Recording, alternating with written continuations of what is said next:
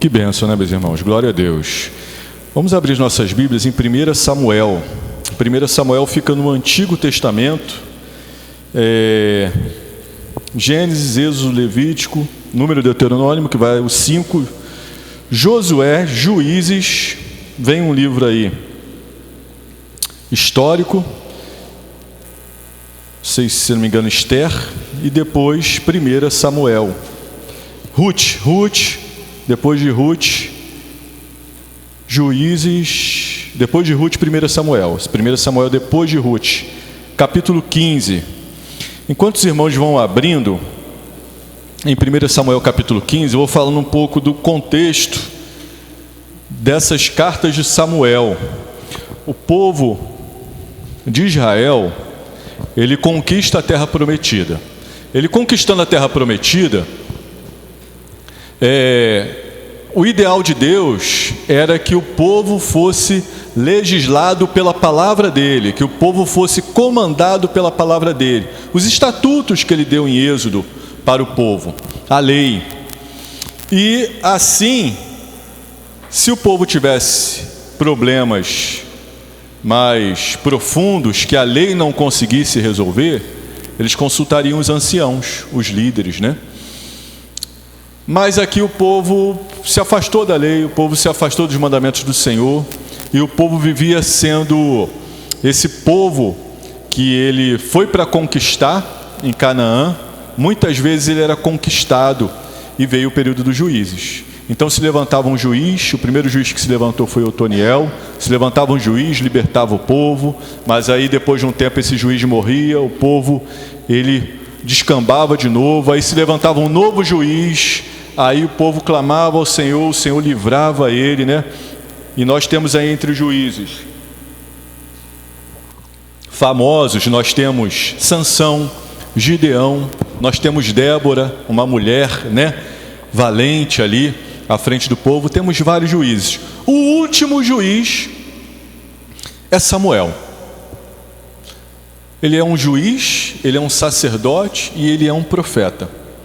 Samuel, Deus fala com Samuel o seguinte, o povo pede para Samuel o seguinte: nós queremos um rei. E Samuel se entristece. Samuel era alguém que tinha um coração segundo o coração de Deus. Nossa, Deus fala assim: não é você que eles estão rejeitando, Samuel, eles estão rejeitando a mim. Eles querem um rei, a gente vai dar para eles um rei. E o primeiro rei é Saul. Então nós temos aqui, irmãos, esse texto é quando Saul perde o seu reinado. 1 Samuel 15, Saul perde o seu reinado, né? Então nós não vamos ler o capítulo todo, mas eu peço que os irmãos deixem suas Bíblias abertas em 1 Samuel 15. A gente vai até em alguns outros textos pontuais, mas vamos ficar aqui tentando expor ao máximo possível esse contexto de 1 Samuel 15. Amém? Versículos 1 ao 3 é a primeira passagem que eu quero ler com os irmãos. Então disse Samuel a Saul: enviou-me o Senhor a ungir-te rei sobre o seu povo, sobre Israel. Ouve, pois, agora a voz das palavras do Senhor. Assim diz o Senhor dos Exércitos: eu me recordei do que fez Ameleque a Israel, como se lhe opôs no caminho quando subia do Egito. Vai, pois, agora e fere a Amaleque, e destrói totalmente tudo que tiver, e não lhe perdoes, porém matará desde o homem até a mulher, desde os meninos até os de peito, desde os bois até as ovelhas, e desde os camelos até os jumentos. Versículo 10, irmãos, agora, vamos pular um pouquinho. Então veio a palavra do Senhor, dizendo: arrependo-me de haver posto Saul como rei, porquanto deixou de me seguir e não executou as minhas palavras. Então Samuel se contristou e toda a noite clamou ao Senhor. E madrugou Samuel para encontrar Saul pela manhã, e anunciou-se a Samuel, dizendo: já chegou Saul ao Carmelo, e eis que levantou para si uma coluna. Então fez volta e passou e desceu a Gigal. Veio, pois, Samuel a Saul, e Saul lhe disse: bendito seja tu do Senhor, executei a palavra do Senhor. Então disse Samuel: que balido, pois, de ovelhas é este nos meus ouvidos, e o mugido de vacas que ouço? Vamos pular mais um pouquinho, irmãos, e ir para o 22, bom? Porém Samuel disse: tem porventura o Senhor tanto prazer em holocaustos e sacrifícios como em que se obedeça a palavra do Senhor? Eis que obedecer é melhor do que sacrificar, e atender melhor é do que a gordura de carneiros, porque a rebelião é como o pecado de feitiçaria, e o porfiar como iniquidade e idolatria. Porquanto tu rejeitaste a palavra do Senhor, ele também te rejeitou, para que não sejas rei. Amém? Que Deus abençoe você também que está online, né, nos assistindo. Nós temos uma irmã de Jacarepaguá que ela não perde, irmã Elizabeth Santos, né? Ela foi nossa ovelha lá na primeira congregação em Asa Branca, e ela está sempre aí na internet. Deus abençoe a irmã, tá bom? Mas vamos lá, irmãos, a essa história. Vamos lá, porque tem algumas coisas aqui, até alguns pontos difíceis que eu queria trabalhar com os irmãos essa noite. A ordem, por exemplo, de Deus de matar crianças de peito, né? Nós temos aqui também Deus se arrependendo de haver colocado Saul. Então essa palavra Deus se arrependendo, Deus se arrepender também gera uma crise em nós, né? Falamos um pouco de crise na escola bíblica, então nós vamos tentar passar por isso. Mas resumindo a história, Deus manda Saul fazer uma coisa. Saul faz mais do jeito dele, era para destruir tudo. Então Saul, ele preserva os melhores bois, ele quer fazer um churrasco, né? E aí, quando Samuel chega, ele fala assim: olha, executei tudo. Ele ainda vem, né? Executei o que o Senhor mandou. Então Samuel fala assim: vem cá, que barulho é esse de animal? Esse balido de ovelha, mugido de boi? Ah não, nós guardamos o melhor para o Senhor. Não, mas Deus não pediu isso. Deus não pediu isso de vocês, né? Aí não, é porque a gente vai oferecer em sacrifício, né? Aí olha, obedecer é melhor do que sacrifício. Esse sacrifício que você quer oferecer, obedecer é melhor do que sacrificar, né? E atentar à voz do Senhor é melhor do que as gorduras. Mas vocês vão ver, meus irmãos, a gente vai ler mais alguns versículos desse capítulo, que Saul ele insiste no erro. Saul ele é rebelde, Saul ele é obstinado. E aí até quando ele fala que pecou, não há uma contrição. Ele fala pequei, mas ele está ali falando pequei da boca para fora. A gente vai ver aqui no texto uma grande diferença entre Samuel e Saul. Mas a primeira coisa que eu queria atentar, meus irmãos, é que o capítulo 15 começa o seguinte: Samuel diz o seguinte: Saul, enviou-me o Senhor a ungir-te rei sobre o seu povo, sobre Israel. Ouve, pois, agora a voz das palavras do Senhor. Só isso aqui já daria uma mensagem, meus irmãos. Por quê? Porque Samuel ele chega lembrando a Saul quem ele é. Deus ele também quer te lembrar quem você é. Quando você ouve a palavra de Deus e aceita Jesus como Senhor e Salvador da sua vida, Deus ele também te unge. Ele te dá uma unção. Ele te unge com o Espírito dele e te torna filho dele. E aí, de repente você pergunta assim, né? O pastor, antigo pastor, primeiro pastor ali do Ben-Hur, gosta muito de falar isso, né? Eu já vi ele pregando algumas vezes e fala assim: você pergunta, o pastor Neil Barreto, quem você é, Bruna? Ela fala: eu sou a Bruna. Não, esse é teu nome. Eu sou advogada. Não, essa é a tua profissão. Eu sou filha do Vanderlei. Não, isso aí é a tua relação com teu pai. A gente tem dificuldade em responder quem nós somos, até porque tudo que a gente é, tudo que a gente diz responder ser, um dia vai passar. Mas quando nós respondemos eu sou filho de Deus, não vai passar. Seremos filhos de Deus para sempre. Você, escolhendo Jesus, você é filho de Deus. Então essa é a melhor definição que nós podemos nos dar de nós mesmos como cristãos. Quem você é? Eu sou o Guinter. Não, o Guinter tem outros, é raro encontrar, mas tem outros, né? Tem inclusive o Guinter filho que está lá atrás, né? Então já tem 2 Guinters aqui na igreja. Olha como é que os irmãos são privilegiados, né? Tem igreja que não tem nenhum Guinter, né? Mas é o meu nome. Existem outros Guinters, existem outros bombeiros, existem outros pastores, existem outros. Mas filho de Deus, só existe, do seu jeito, só existe você. Filho de Deus. Então Deus, primeiro ele te lembra quem você é. Então ele vai a Saul lembrando: ó, você é rei sobre Israel. Ouve agora e obedece. E nós, como filhos de Deus, também ouvimos a voz do nosso Pai, ouvimos a voz do nosso pastor. E ouvindo a voz do nosso pastor, nós somos compelidos a obedecê-lo. Versículo 2 fala do povo de Amaleque. Os irmãos vão lembrar desse povo, é o seguinte: quando esse povo vem contra Israel, Israel não estava preparado para a guerra. Esse povo ele vem de uma maneira covarde. Os irmãos vão lembrar dessa batalha, principalmente os irmãos que já têm um tempo de igreja, que é aquela batalha em que Moisés ele fica em cima do morro, com Ur e Arão segurando suas mãos. E toda vez que Moisés levantava as mãos, o povo de Israel ia vencendo a batalha. E quando as mãos de Moisés iam descendo, o povo de Israel ia perdendo a batalha. Está lá em Êxodo 12. Mas eu queria, irmãos, Êxodo capítulo 17. Mas eu queria essa noite não falar sobre Êxodo capítulo 17 para retratar esse povo de Amaleque, mas eu queria que você abrisse a sua Bíblia em Deuteronômio, o 5º livro da Bíblia, capítulo 25, versículos 17, 18 e 19. Deuteronômio, capítulo 25. Enquanto você vai abrindo nesse texto, eu falo que Deuteronômio é como se fosse um resumo do Pentateuco. Ele é o último livro do Pentateuco, ele fala as coisas mais importantes. Deuteronômio é um livro tão importante que quando Jesus é tentado no deserto pelo inimigo, todas as vezes que ele responde ao inimigo com a palavra de Deus, ele usa Deuteronômio. Nem só de pão viverá o homem, não tentarás ao Senhor teu Deus, né? Todas as respostas que Jesus dá para o inimigo na tentação no deserto estão em Deuteronômio. Deuteronômio 25, a partir do versículo 17. Então Deuteronômio, Deus está falando aqui, ó, essas coisas são importantes, essas coisas vocês têm que lembrar.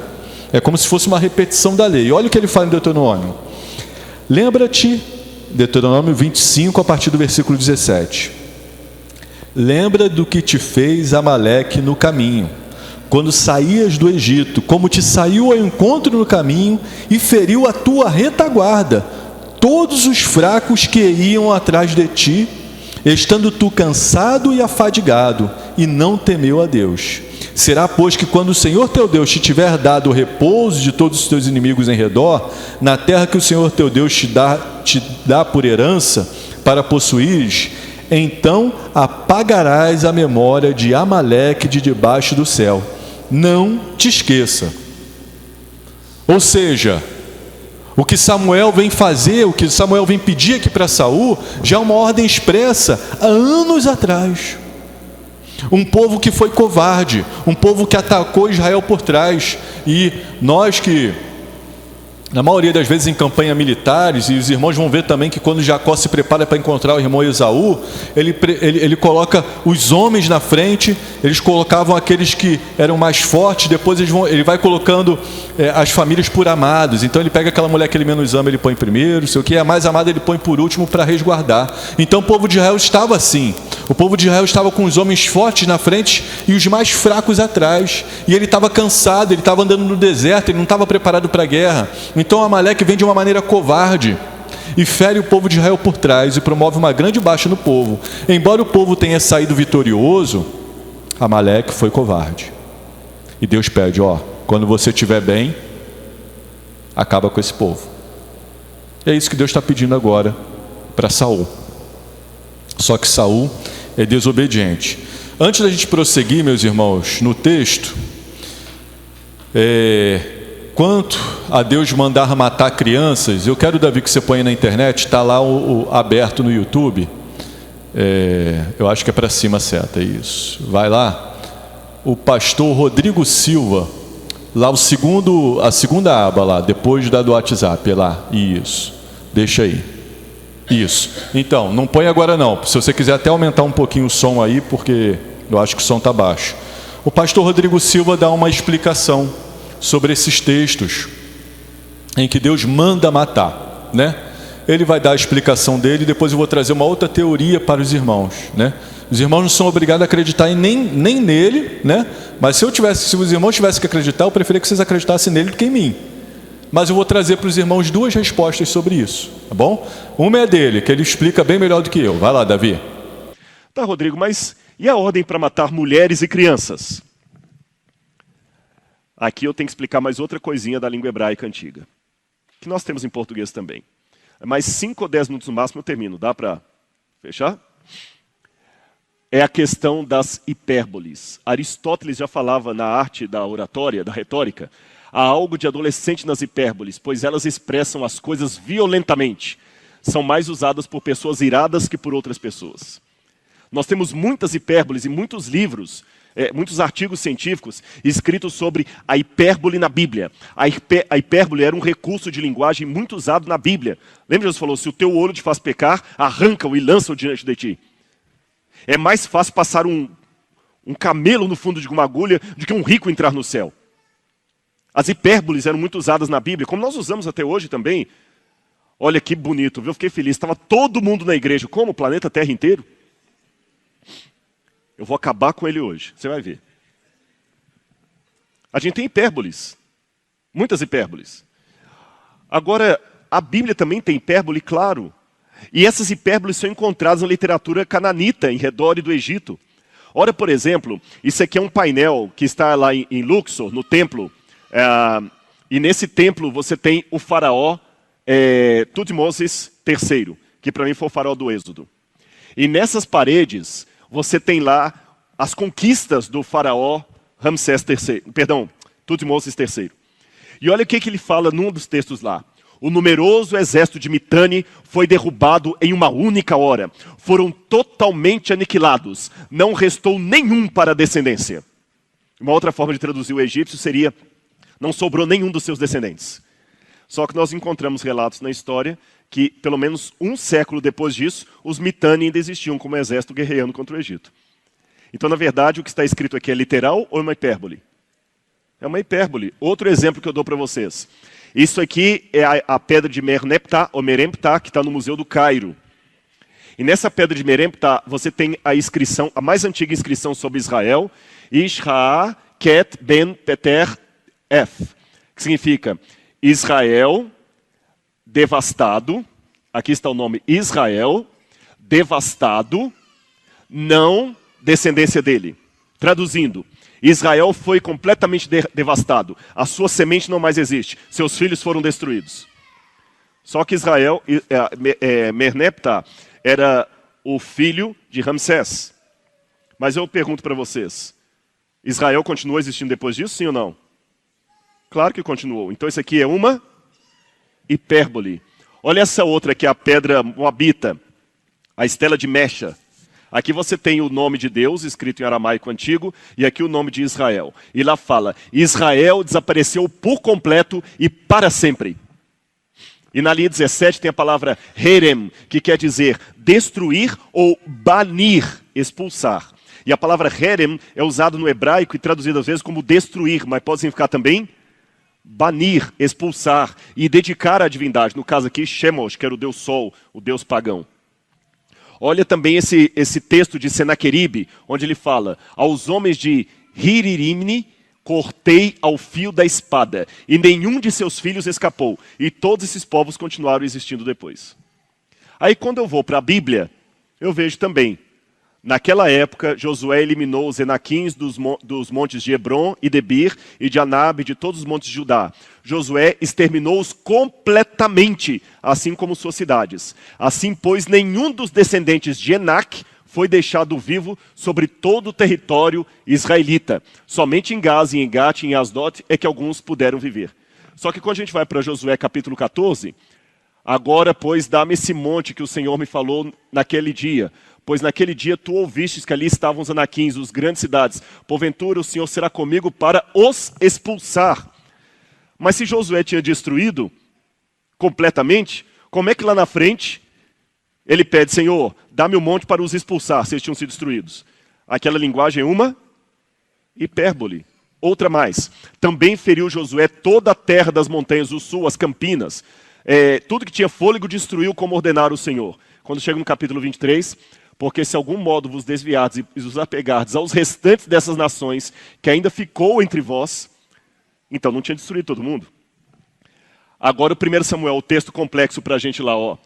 E feriu Saul aos amalequitas, tomou vivo Agag, rei dos amalequitas. Porém todo o povo destruiu ao fio da espada, quando Deus mandou destruir crianças de peito. E subia Davi com seus homens e davam sobre os amalequitas. Os amalequitas já tinham invadido o sul. Se Saul tinha matado todos os amalequitas, inclusive mulheres e crianças, não era para Davi encontrá-lo, porque ali parece que ele só poupou o rei. Então quando Deus diz, vai, fere crianças de peito, mulheres, é uma hipérbole. Não era literalmente para eles matarem as crianças de peito e todo mundo. Hoje eu acabo com você. Isso é uma hipérbole. Ninguém vai agora me algemar por causa disso. Ficou claro para os irmãos? Bom, está aí pastor, professor, teólogo, arqueólogo, historiador Rodrigo Silva explicando um pouco essa figura de linguagem hipérbole. Mas de repente você fala assim, Guinter, mas Deus mandou matar as crianças. Então se ele não matou, ele foi desobediente. Eu acredito que ele tenha matado crianças também. Aí, meus irmãos, eu queria falar com vocês sobre a graça cobrindo as crianças. Se você for lá em Isaías capítulo 7, a partir do versículo 14, é uma profecia sobre Jesus. Eis que a virgem conceberá e dar-lhes um filho. E quando ele souber rejeitar, quando ele souber fazer distinção entre o bem e o mal, ele comerá leite e mel. Ou seja, Deus sabe que as crianças, em exato momento, elas não sabem fazer distinção entre o bem e o mal. Ou seja, elas são, como nós chamamos, de inocentes, né? Elas até, de repente, fazem maldades, mas é porque elas aprendem e não sabem o quanto aquilo ali é mal, né? Então, o sangue de Jesus cobre elas. Então, vamos supor que crianças amalequitas tenham morrido. Elas foram direto para o céu. E foram, de repente, até salvas de um mau pai, de maus pais, né? Você pode escolher duas das teorias para acreditar, né? Essa é uma. Eu prefiro que vocês acreditem aí no do pastor Rodrigo Silva. Agora, a questão de Deus se arrepender. Se os irmãos forem ver aqui, é o seguinte: quando nós lemos o versículo 11, olha o que fala, capítulo 15, 1 Samuel agora, capítulo 15, versículo 11, abre lá para você ver. Deus, ele fala o seguinte: arrependo-me de haver posto Saul como rei. Agora, vai no versículo 29 desse mesmo capítulo. E também aquele que é a força de Israel não mente nem se arrepende, porquanto não é um homem para que se arrependa. Ou seja, no mesmo capítulo está falando que Deus se arrependeu, e depois fala que Deus não se arrepende. Como resolver isso? De novo, uma figura de linguagem, como o pastor Rodrigo Silva falou.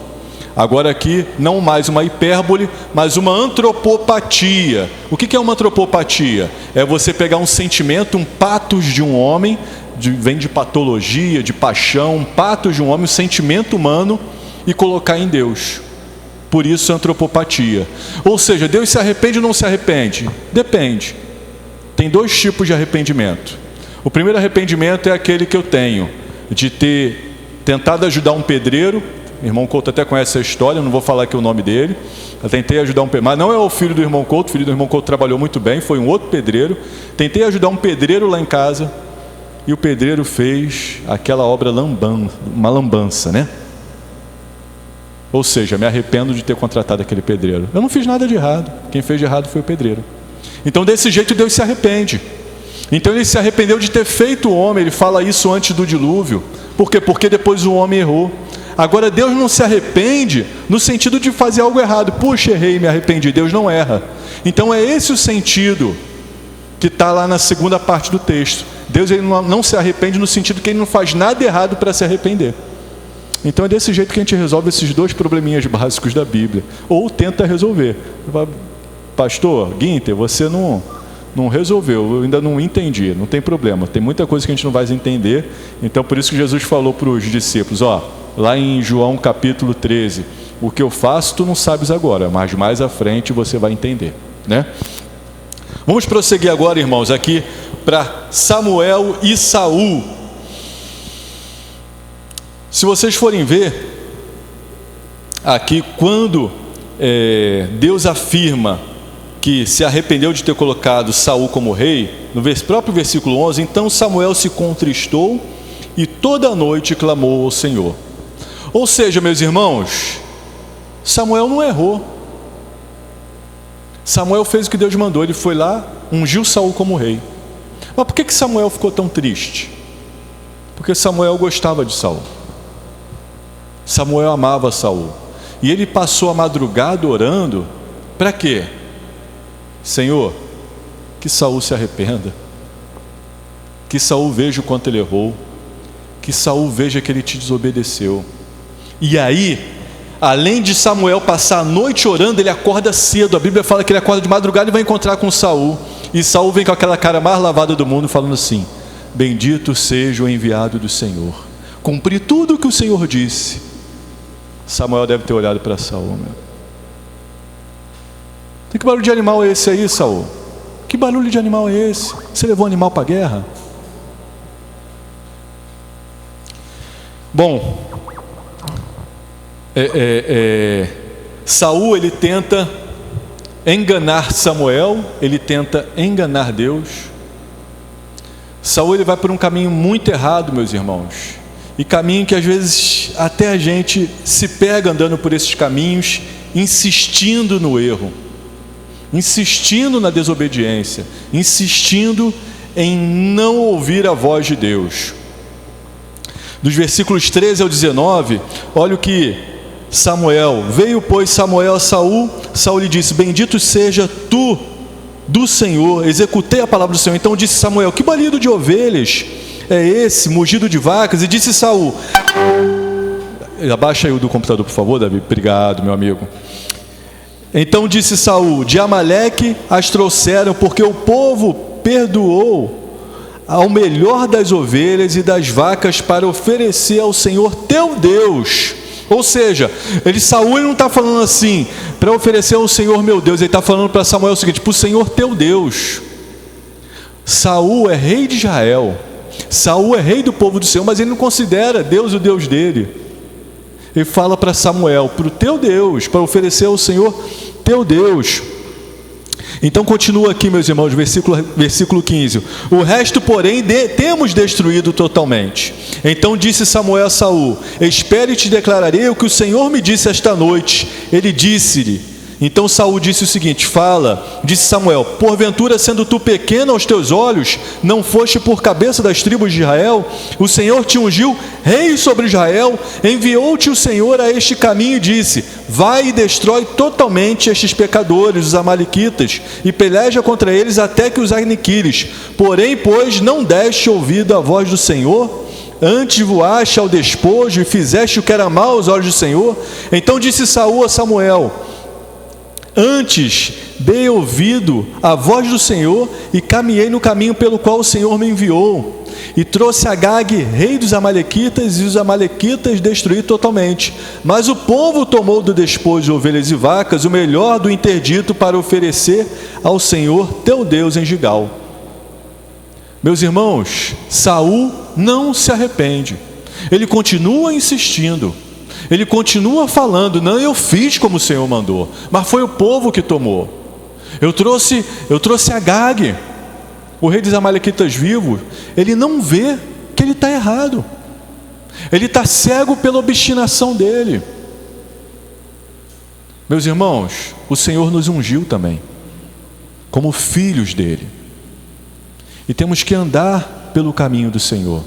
Temos que pedir para que Deus tire as escamas dos nossos olhos, para que nós deixemos de ter os nossos pecados de estimação. Esse pecado aqui, eu não sei, meus irmãos, se Saul gostava de churrasco, porque esse sacrifício que ele vai oferecer aqui é churrasco. Deus fala assim: ó, vai ter uma guerra e não vai ter churrasco, vai ter uma guerra e vai ser tudo aniquilado. Então Saul fala assim: não, eu vou fazer a guerra, mas eu quero um churrasco. Um churrasco para agradar o Senhor. Então, meus irmãos, o que nós aprendemos com esse texto? Não é do nosso jeito, não é do meu jeito, não é para me agradar, não é para agradar o povo, é para Deus, É para Deus. Às vezes a gente vai num culto, eu não gostei daquele culto, eu não gostei daquele louvor, eu não gostei daquela palavra. O culto é para Deus, o louvor é para Deus e a palavra é de Deus. Nós temos o quê? Que ser obedientes. Nós temos que assimilar essa palavra porque nós somos filhos. Filho meu, escuta. Escuta, filho. Eu te ungi como rei. Eu te ungi como filho. Vamos prosseguir, meus irmãos. Como nós vimos, ele insiste no erro. Então no versículo 22 vem o tema da nossa mensagem de hoje. Samuel falando para Saul. Porém Samuel disse: tem porventura o Senhor tanto prazer em holocaustos e sacrifícios, como em que se obedeça a palavra do Senhor? Eis que o obedecer é melhor do que sacrificar, e o atender e o ouvir o Senhor melhor é do que gordura de carneiros. Prosseguimos no 23. Porque a rebelião é como o pecado de feitiçaria, e a obstinação, ou o porfiar, ou a persistência no erro, é como iniquidade e idolatria. Porquanto tu rejeitaste a palavra do Senhor, ele também te rejeitou a ti, para que não sejas rei. Esse é o texto áureo. Essa é a mensagem principal. Isso é o que Samuel fala para Saul, e depois disso Saul ele até admite: pequei. A gente vai ver, ele até admite, mas vou deixar para depois. Mas depois que Samuel fala isso, meus irmãos, acabou. A obstinação de Saul, entre parênteses, acaba. Mas a gente vai ver que no fundo não acaba. Nós vamos ver aqui. Mas vamos lá. Obedecer é melhor do que sacrificar. Em que temos que obedecer ao Senhor? O que o Senhor pede que nós obedeçamos nos dias de hoje? São vários, irmãos, vários mandamentos, vários imperativos, várias coisas. E os irmãos sabem de alguns desses imperativos, né? Busque em primeiro lugar o reino de Deus e a sua justiça, né? E as coisas que vocês precisam vão ser acrescentadas. Perdoe os teus ofensores assim como Deus tem te perdoado. Não mintais uns aos outros, amai uns aos outros, perdoai-vos uns aos outros. Seja o teu falar sim, sim, não, não. O que passar disso é procedência maligna. Então, na família, ele fala assim: ame a sua esposa, assim como Cristo amou a igreja e entregou a sua vida por ela. Esposa, respeite, honre ao seu marido, assim como a esposa honra a Cristo. Filhos, obedeçam aos seus pais, para que se prolonguem os dias na terra. Esse é o primeiro mandamento com promessa. Ou seja, irmãos, são vários mandamentos, são várias obediências, que é melhor do que o sacrifício. E há o ditado popular, né? Quem não ouve cuidado, ouve coitado. Coitado de Saul. Coitado de Saul. Temos os discípulos de missões, temos o mandamento de missões: faça discípulos. Fale do amor de Deus. Temos alguns no Antigo Testamento: não gaste dinheiro com o que não é pão, né? Temos o mandamento para os jovens virgens: guarde o sexo para o casamento. Não pague mal com mal, mas vença o mal com o bem. Muitos imperativos, irmãos, muitas coisas a obedecer. Eu lia muito a Bíblia. Eu comecei a ler a Bíblia numa crise que eu tive antes de me converter, né? Me converti com um colega, morreu, e eu fui buscar a Bíblia, e Deus falou muito ao meu coração, e eu fui procurar uma igreja. Certa tarde eu estava no escritório do meu pai, lendo a Bíblia e pedindo sabedoria. Deus, me ajuda a entender isso aqui, me ajuda a entender, e eu não entendia, me ajuda a entender, eu não entendia. E eu comecei uma batalha com Deus, orando, e Deus falou assim: primeiro vai fazer o que você entendeu, primeiro põe em prática o que você entendeu, então eu vou te revelar mais. Meus irmãos, há coisas na Bíblia que nós não entendemos, mas o que nós entendemos é para nós praticarmos, é para nós obedecermos. Por quê? Porque obedecer é melhor do que sacrificar. Quando a gente não obedece, quando a gente insiste, irmãos, em não obedecer, vira uma rebelião, que é como feitiçaria, né? Então a gente vê alguém fazendo uma feitiçaria, a gente vê alguém fazendo um trabalho, como dizem hoje em dia, a gente, nossa, que coisa triste. Mas às vezes nós estamos em rebelião contra Deus. É tão triste, tão triste. Às vezes nós estamos num local de culto, junto com os nossos irmãos, em rebelião. É tão triste como uma pessoa que está fazendo um despacho na esquina agora. Não sou eu que estou falando, é a palavra de Deus que está falando. E Deus, Ele quer mudar essa situação. Se a rebelião continua, ela se transforma numa obstinação, numa porfia, como diz algumas traduções, em perseverar no erro, que é tão ruim quanto a idolatria. Então a gente vê uma pessoa adorando uma imagem, adorando um músico, adorando um político, a gente, nossa, que essa pessoa é uma pessoa idólatra. Mas quando a gente é obstinado no nosso erro, é tão ruim quanto a idolatria. Não sou eu que estou afirmando, é a palavra de Deus que está afirmando, né? A rebelião é permanecer na desobediência. Você sabe que está desobedecendo e continua a desobedecer, e foi o que Saul fez. Obstinação é um não se arrepender diariamente, e Saul demonstra isso durante o restante de sua vida. Ou seja, Saul foi um obstinado, meus irmãos. Nós vamos ver que Saul, ele perdeu o reino, e Samuel fala assim: eu vou botar um melhor do que você. Deus vai botar um melhor do que você. Você perdeu o reino porque você foi desobediente. E aí ele passa a vida obstinado, tanto que ele persegue Davi. Ele persegue Davi, ele não aceita o que Deus fez. Ele continua obstinado, ele continua no erro, ele continua no pecado.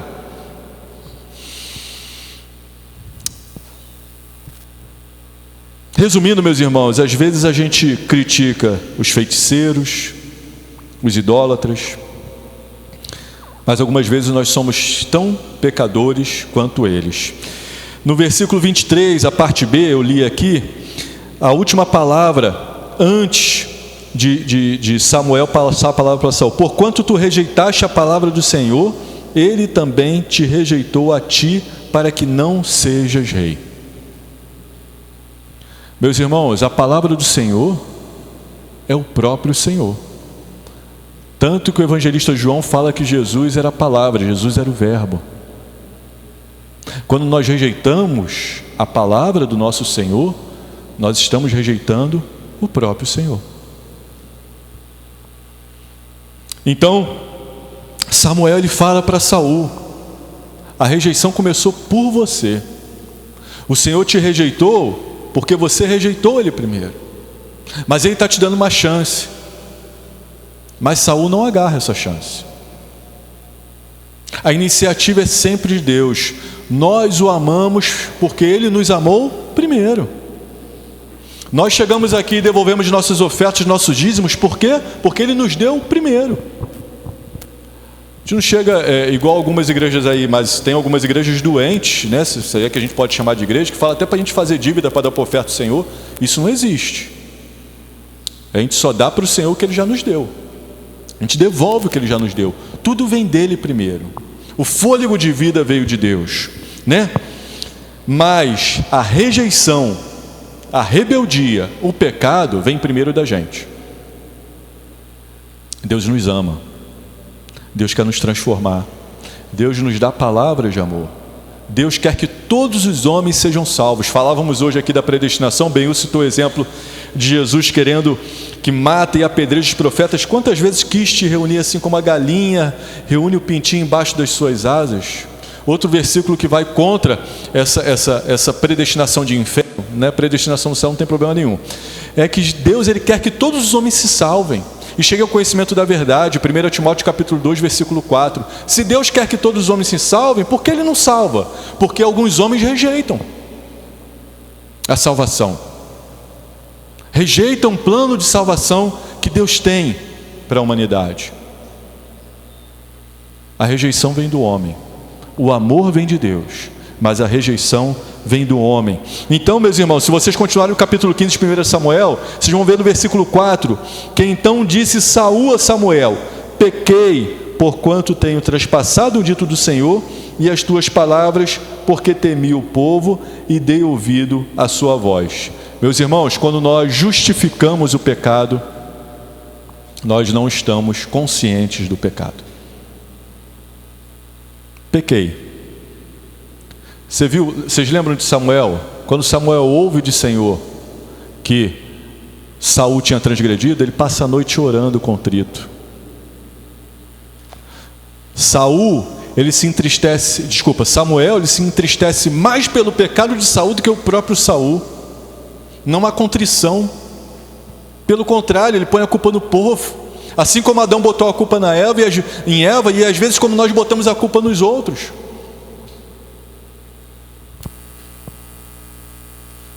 Relembrando mais uma vez o pastor Neil Barreto, acho que eu já citei isso aqui.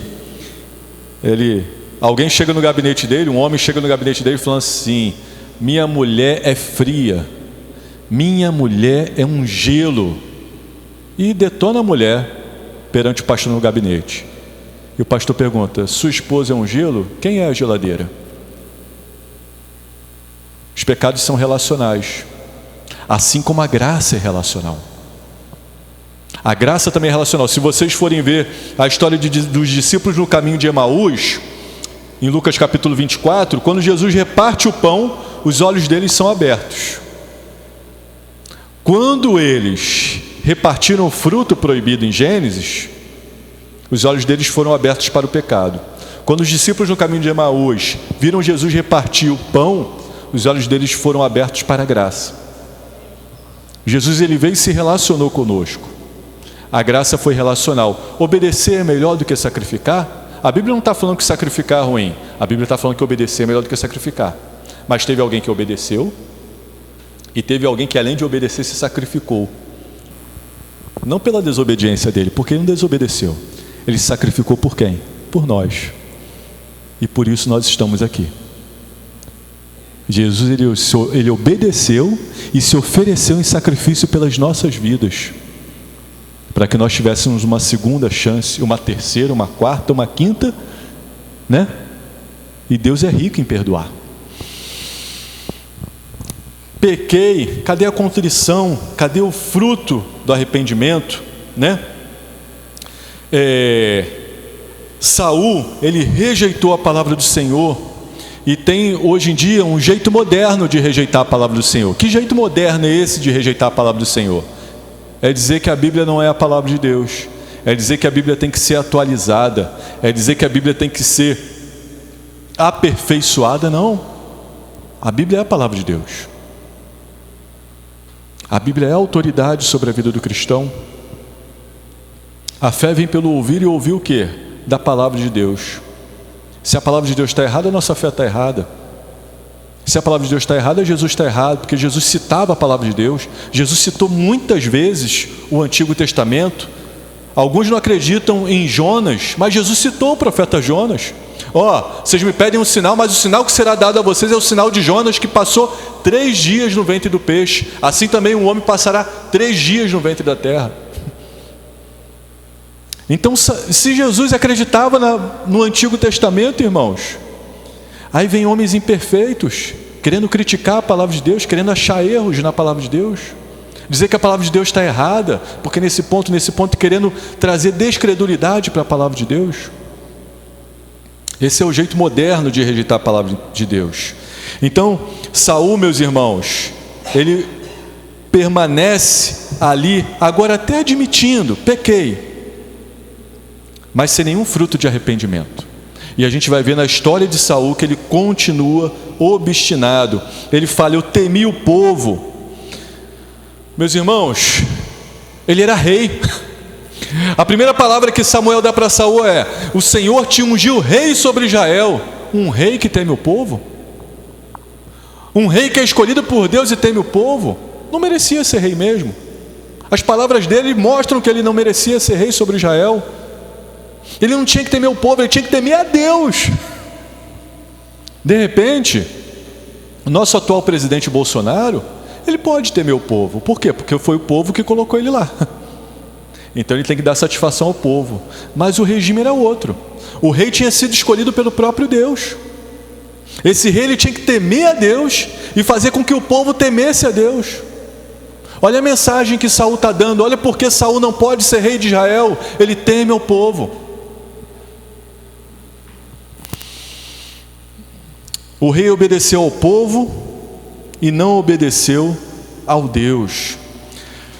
Então a gente vai ver aqui, meus irmãos, a conclusão da história. Vamos lá.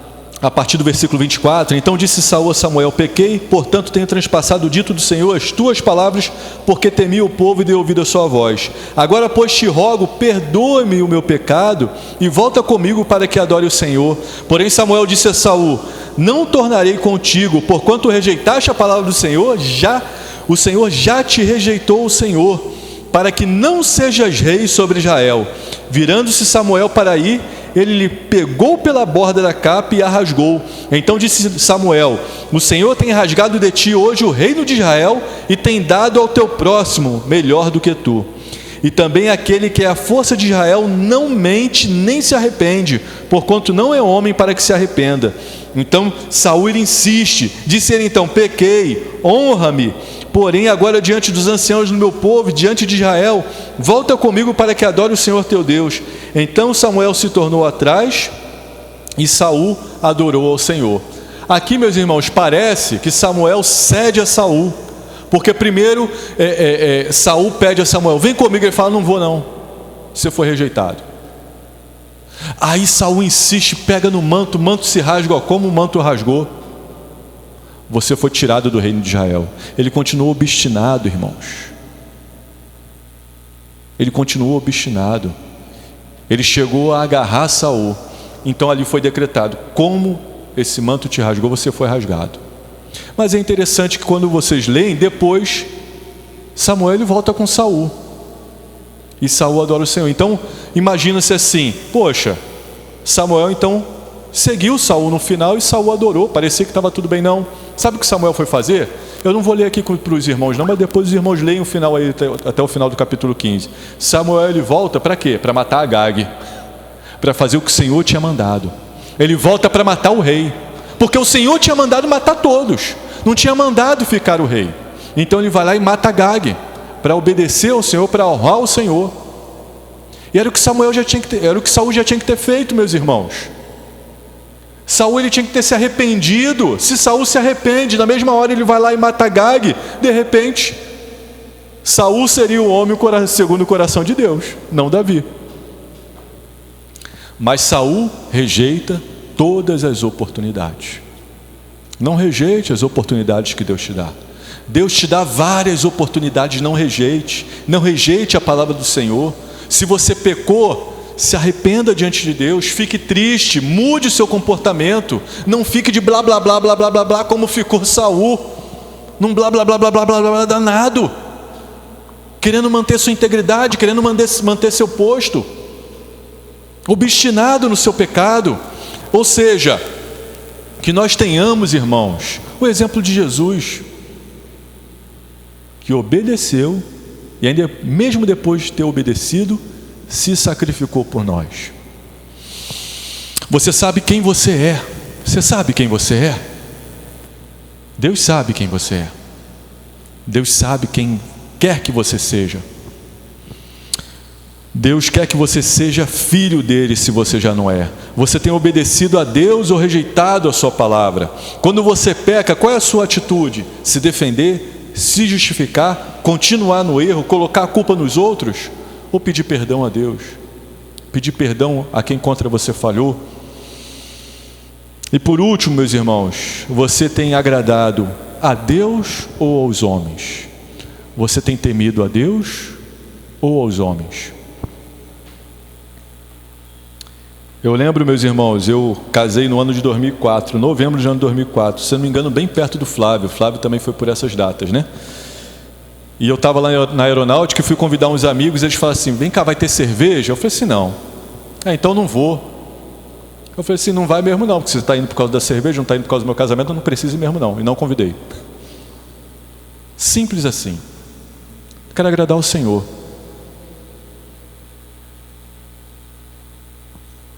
Temos que agradar ao Senhor, meus irmãos.